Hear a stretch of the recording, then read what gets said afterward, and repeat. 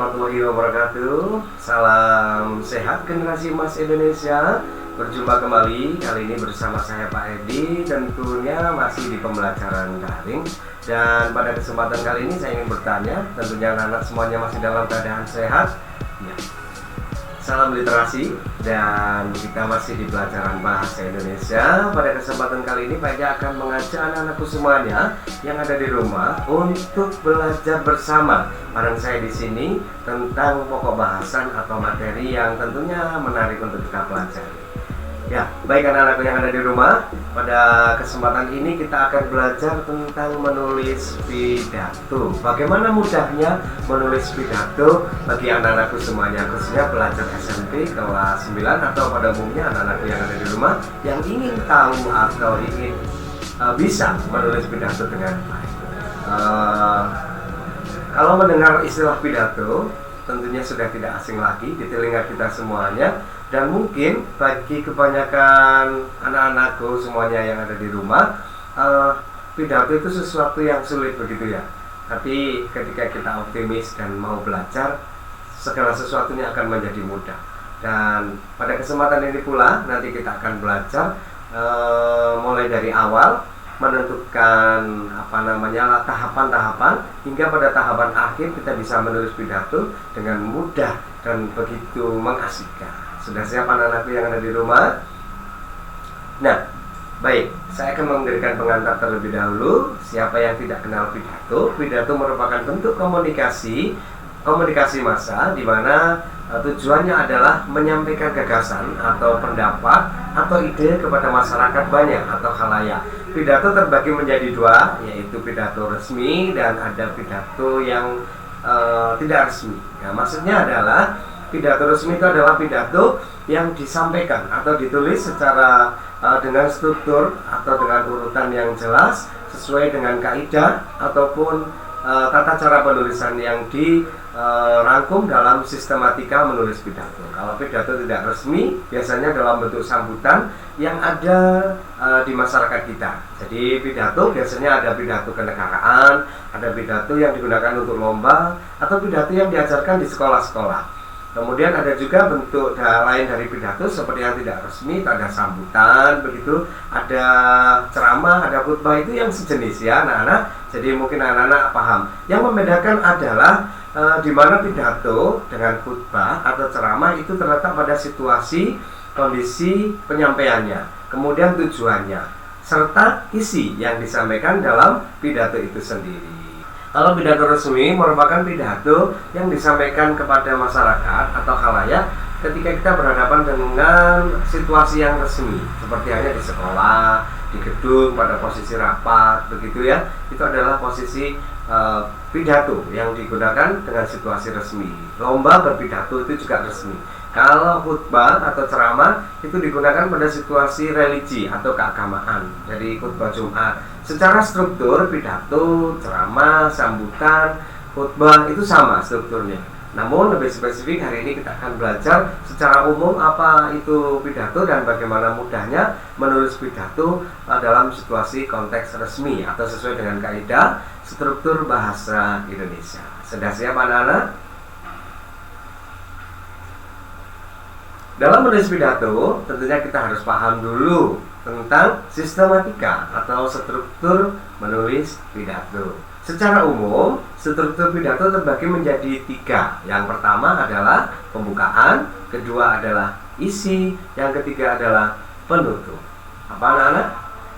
Pembukaan, isi, dan penutup. Jangan sampai lupa 3 struktur utama dalam menulis pidato. Secara umum semua kaidah atau struktur penulisan pidato itu sama. Namun secara spesifik struktur menulis pidato itu dapat dikembangkan dalam berbagai struktur atau bagian.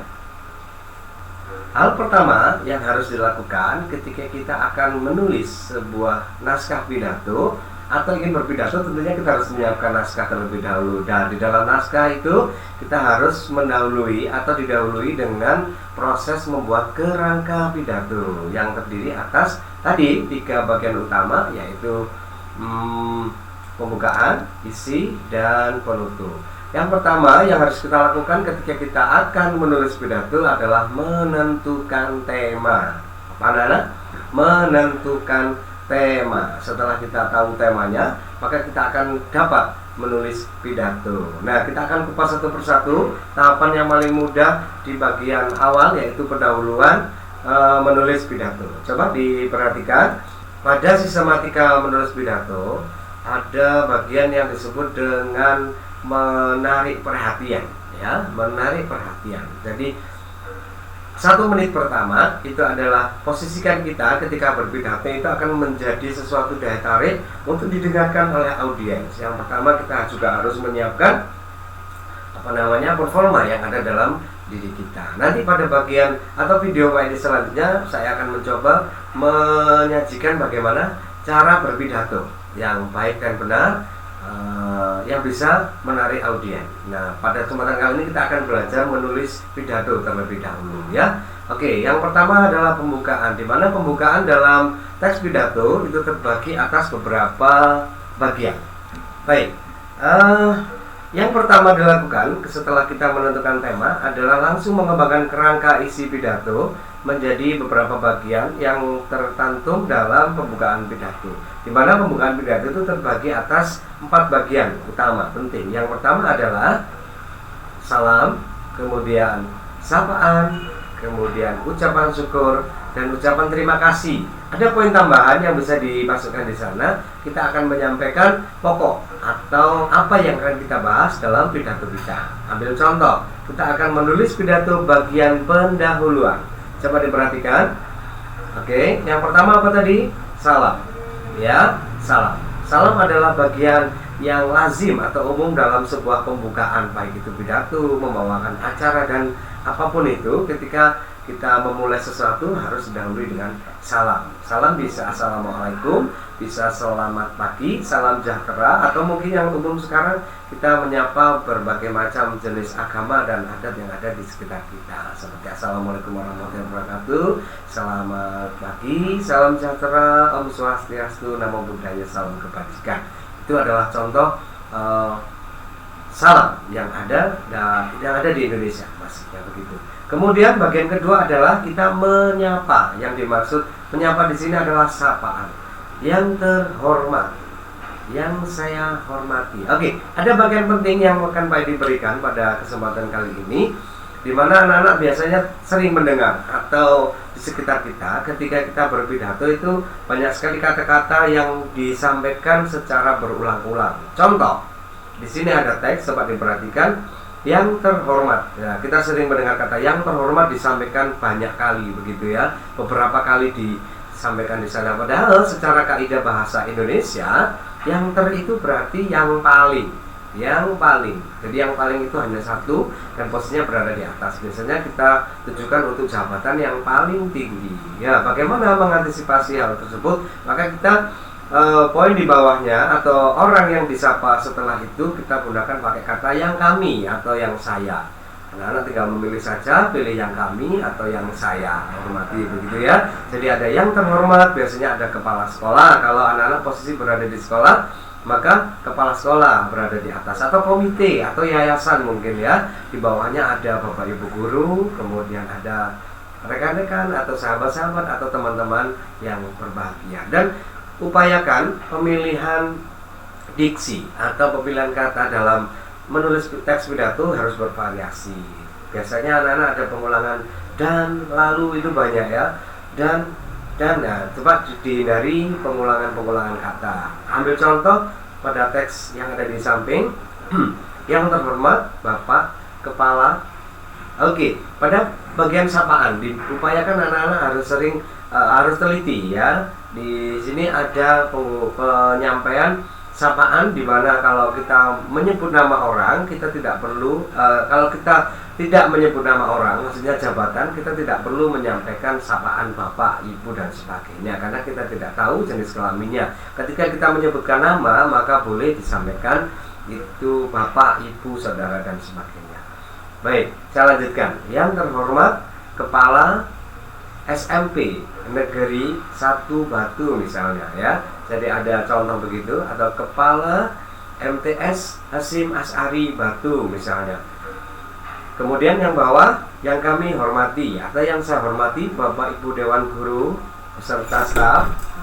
Selanjutnya pada bagian ketiga, anak-anak akan menyapa teman-teman atau mungkin rekan-rekan ya. Jadi yang saya hormati atau yang saya banggakan atau yang berbahagia teman-teman terus kalian gitu boleh.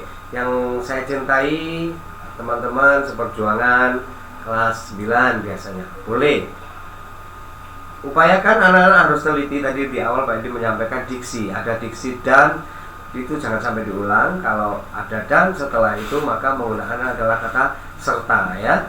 Yang berbahagia orang tua siswa-siswi serta teman-teman yang saya cintai.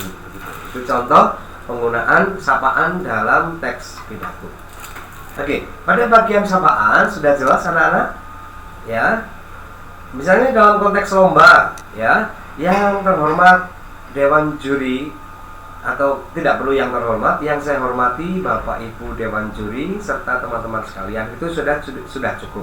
Ketika anak-anak berada situasi di kampung atau di lingkungan, anak-anak dapat menggunakan kata sapaan sesuai dengan siapa yang hadir atau siapa yang diundang dalam konteks pidato kalian ya.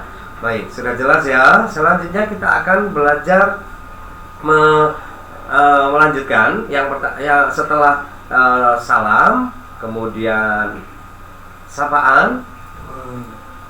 Bagian selanjutnya adalah ucapan syukur. Nah, pada posisi ini menentukan kita menjadi pusat audien atau tidak. Maksudnya adalah ketika kita mampu merangkai bahasa dalam diksi menulis pidato yang bervariasi, anak-anak akan menjadi pusat perhatian. Misalnya anak-anak terlalu banyak menggunakan kata yang sering digunakan seperti puja dan puji, kita panjatkan. Nah, itu anak-anak akan menjadi monoton. Ya, jadi monoton itu tidak menarik lagi. Nah, diupayakan anak-anak memiliki alternatif pemilihan kata yang bervariasi. Pak Edi akan menyajikan beberapa contoh menulis pidato dengan kalimat atau bahasa yang lebih bervariasi. Tidak menggunakan kata pertama-tama, karena kalau menggunakan kata pertama-tama nanti pasti lazimnya itu atau seharusnya kita akan menggunakan kata kedua-kedua, ketiga-ketiga dan seterusnya.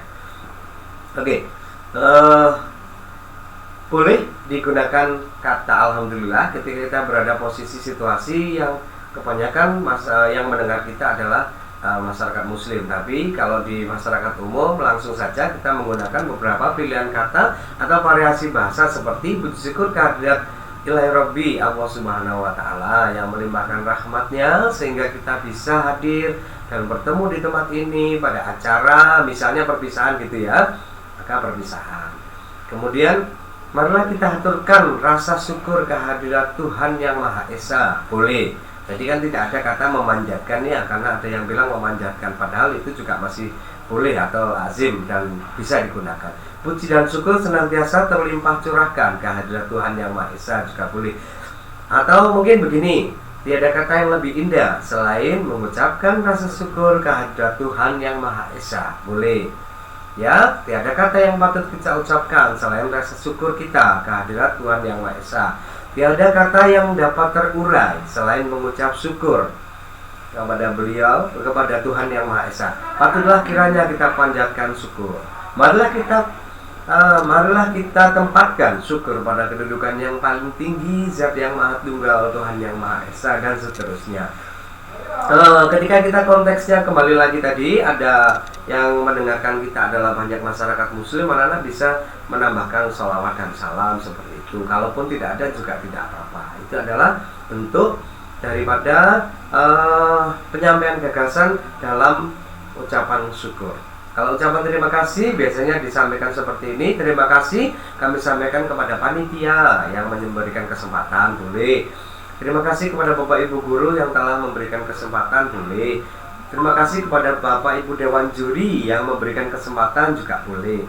Nah, bagian akhir yang ini biasanya terlupakan adalah menyampaikan pokok isi pidato. Pada kesempatan kali ini, izinkan saya akan menyampaikan pidato tentang, jadi Pada kesempatan kali ini, izinkan saya akan menyampaikan pidato tentang itu yang dimaksud dengan menyampaikan pokok isi pidato atau tujuan kalian berpidato. Nah, ini adalah bagian awal 5, bagian awal tahapan menulis pendahuluan pidato. Sampai di sini sudah jelas ya? Selanjutnya, anak-anak akan baik diajak untuk bagaimana membuat isi pidato. Nah, sesuai dengan judulnya, begitu mudahnya kita membuat pidato. Sebenarnya bagian tersulit dari menulis pidato adalah terletak pada bagian kedua, yaitu isi. Bagaimana membuat isi pidato itu? Tentunya kita paham dulu dengan sistematika atau esensi daripada isi pidato itu sendiri, anak-anak. Tadi di bagian awal sebelum pendahuluan, anak-anak harus bisa pada bagian awal anak-anak menentukan tema. Nah, dari tema itu nanti kita bisa kembangkan ke dalam isi pidato ya. Secara umum ini akan sampaikan bagaimana membuat isi pidato itu atau sistematika esensi daripada isi pidato itu terdiri atas 3 bagian atau 3 poin. Yang pertama adalah pengertian atau wawasan umum atau pandangan umum tentang apa yang kita bahas. Kemudian bagian kedua adalah mengaitkan dengan kondisi atau fenomena sekitar. Kemudian dirangkai menjadi kejadian, dirangkai dalam sebuah kejadian ataupun dipadukan dengan isu yang ada di sekitar kita. Selanjutnya bagian yang ketiga adalah solusi, saran, ajakan, dan himbauan serta harapan. Nah, ini merupakan titik argumen kita, yang mana argumen atau pendapat kita akan menjadi poin penting ketika kita mengajak untuk masyarakat mendengarkan atau terpengaruh dengan kita sesuai dengan tujuan utama pidato, yaitu mengajak atau mempengaruhi khalayak yang mendengarkan pidato kita. Oke, kita kupas satu persatu. Misal kita akan menulis pidato tentang Sumpah Pemuda. Sesuai pada penjelasan saya tadi, ada 3 bagian yang bisa kita kembangkan. Yang pertama adalah pengertian atau wawasan umum. Ketika kita menulis pidato tentang Sumpah Pemuda, di samping sudah Pak Edi tayangkan. Nah, misalnya kita membuat pidato tentang Sumpah Pemuda. Didahului dengan apa? Pemuda. Menjelaskan pemuda itu apa dulu. Pemuda adalah peradaban bangsa. Pemuda memegang peranan penting atas kemajuan bangsa Indonesia. Masa depan negara terletak di tangan pemuda. Misalnya ada tambahan lagi, Bung Karno pernah berkata, beri aku 10 pemuda, maka akan aku goncangkan dunia. Dari pernyataan tersebut jelas kita tahu bahwa peran dan tanggung jawab kita sebagai pemuda sangatlah berat. Nah, itu contoh awal wawasan umum atau pengertian tentang pemuda. Selanjutnya kita bisa kaitkan dengan sejarah pemuda. Ya, sejarah pemuda misalnya direfleksikan dengan peringatan Sumpah Pemuda. Kalimatnya seperti apa? Contohnya ada di samping. Menengok sejarah bangsa, semangat pemuda ditandai dengan lahirnya Sumpah Pemuda pada tanggal 28 Oktober 1928 oleh pahlawan muda yaitu Muhammad Yamin sebagai tokoh pemuda yang bangkit menggerakkan pemuda Indonesia. Nah, itu adalah salah satu contoh mengaitkan fenomena ataupun ditambah dengan isu yang ada di sekitar kita, dikaitkan dengan bagian yang awal. Selanjutnya, apa itu yang ada di pikiran kita tentang pemuda, itu tuangkan dalam bagian akhir paragraf Sumpah Pemuda pidato kita. Karena kita berbicara tentang Sumpah Pemuda, maka kita kaitkan ya. Namun sekarang ya, coba kita tengok generasi kita saat ini. Nah, itu ceritakan tentang kenakalan remaja saat ini, mungkin penyimpangan pemuda, atau mungkin justru prestasi-prestasi pemuda yang ada di sekitar kita. Itu bisa ditayangkan dalam bentuk argumen atau pendapat kita. Ambil contoh di sini Pak Edi bisa menyajikan pemuda pakai narkoba misalnya, gaya berpakaian pemuda yang terpengaruh dengan westernisasi atau mungkin Korea. Yang sekarang lagi musim adalah demam Korea misalnya gitu kan, demam drakor gitu kan, atau pemuda yang malas. Oke, di sisi lain selain kita menengok fenomena yang kurang baik di pemuda kita bisa menyajikan juga fenomena yang baik. Seperti contoh prestasi pemuda kita, nah, itu juga bisa disajikan untuk membandingkan atau menjadi nilai tambah dari isi pidato kita. Nah, itu adalah salah satu cara untuk kita menulis pidato.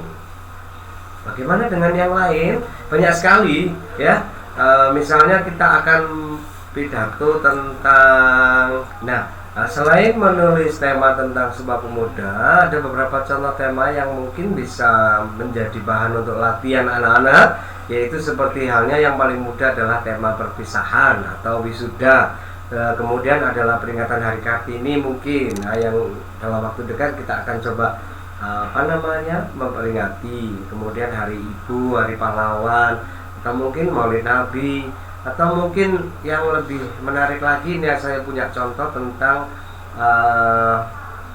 bangga menjadi warga Indonesia yang mengenakan batik ya. Bagaimana cara mengembangkannya?